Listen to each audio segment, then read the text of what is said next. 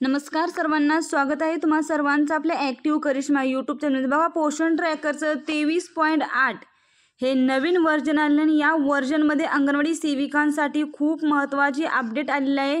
ज्या अंगणवाडी सेविकांना 23.7 मध्ये ज्या काही अडचणी येत होत्या त्या अडचणींचं इथं आता त्या अडचणी सुधारण्यात आलेल्या आहेत आणि अंगणवाडी सेविकांसाठी पोषण ट्रॅकर चालवणे आता खूप सोपे होणार आहे। कारण की बघा, पोषण ट्रॅकरमध्ये 6 महत्त्वपूर्ण बदल करण्यात आलेले आहेत। ते बदलच आपण या व्हिडिओच्या माध्यमातून जाणून घेणार आहोत। तर सर्वात प्रथम सर्व अंगणवाडी सेविकांनी पोषण ट्रॅकर अपडेट करून घ्यायचे आहे। 10 जूनलाच ही अपडेट आलेली आहे बघा, त्यामुळे सर्व सेविकाताईंनी सर्वात अगोदर पोषण ट्रॅकर अपडेट करून घ्यायचं आहे। पोषण ट्रॅकर अपडेट केल्यानंतर कोणत्या 6 बदल आलेत हे आपण जाणून घ्या। बघा, सर्वात प्रथम जो आपल्याला आपले जे लाभार्थी आहेत, जे लाभार्थी आपण भरल्यानंतर लाभार्थी अंगणवाडीमध्ये नवीन भरल्यानंतर जी प्रोग्रेस येत होती का, जी KYC करताना 1 नंबरचा ऑप्शन बघा, KYC करताना लाभार्थी जो प्रोग्रेसमध्ये गेलेला आहे त्याच्यामध्ये सुधारणा करण्यात आलेली आहे। 2 नंबरचा ऑप्शन बघा, THR डिस्ट्रीब्यूट करताना म्हणजेच की आपलं FRS करताना इमेज व्हेरिफिकेशन करताना कधी कधी इमेज मॅच होत नव्हती, तर ती इमेज इथं मॅच होण्याचा जे इश्यू होता थोडाफार तो इश्यू इथं क्लिअर करण्यात आले आहे ना। आता इमेज व्हेरिफिकेशन करताना अंगणवाडी सेविकांना कोणत्याही प्रकारची अडचण येणार नाही। 3रा नंबरचा ऑप्शन बघा, fixed white screen issue during FRS uses for some users. बघा, काही अंगणवाडी सेविकांना पोषण ट्रॅकरमध्ये FRS करताना OTP भरल्यानंतर, आधार नंबर भरल्यानंतर, कॅप्चा टाकल्यानंतर सुद्धा स्क्रीन अचानकच पूर्णपणे व्हाईट होत होती, म्हणजेच की पांढरी होत होती। तो इश्यू सुद्धा इथं फिक्स करण्यात आलेला आहे आणि त्याच्यामध्ये सुद्धा सुधारणा करण्यात आलेली आहे।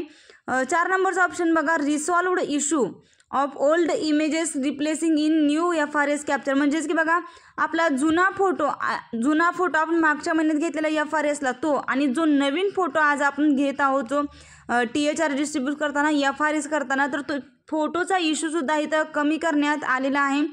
5 नंबरचा ऑप्शन बघा, improved failure tracking while detailed logs for diagnostics.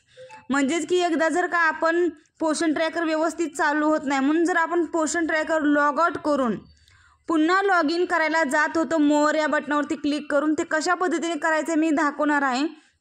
तर तो सुद्धा ऑप्शन इथं क्लिअर करण्यात आलेला आहे। आणि आता आपल्याला नवीन माहिती झालं असेल बघा, 23.7 व्हर्जनपासून आपल्याला 3 ते 6 वर्षांचं मुलांचं सुद्धा KYC करायचं आहे आणि 3 ते 6 वर्षांच्या मुलांची KYC करताना सुद्धा काही अडचणी समोर आलेल्या आहेत।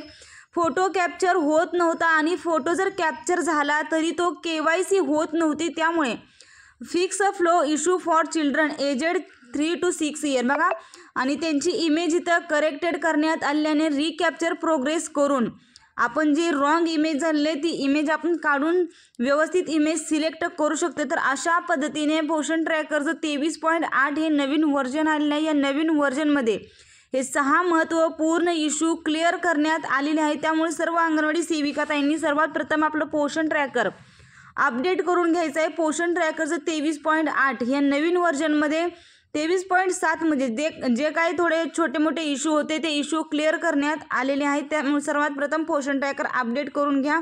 अपडेट केल्यानंतर तर बघा, या 6 पद्धतीमध्ये पोषण ट्रॅकरमध्ये नवीन अपडेट करण्यात आलेले आहे। त्यामुळे सर्व अंगणवाडी सेविकाताईंनी पोषण ट्रॅकर सर्वात अगोदर अपडेट करून घ्या। जोपर्यंत तुम्ही पोषण ट्रॅकर अपडेट करून पाहणार नाही तोपर्यंत याच्यामध्ये नक्की काय बदल झालेले हे आपल्यासाठी कळणार नाही। हा व्हिडिओ खूप महत्त्वपूर्ण आहे, जास्तीत जास्त अंगणवाडी शेअर करा आणि अशाच अंगणवाडी संदर्भात पोषण ट्रॅकरच्या नवनवीन अपडेटसाठी आजच आपल्या चॅनलला सबस्क्राईब करा।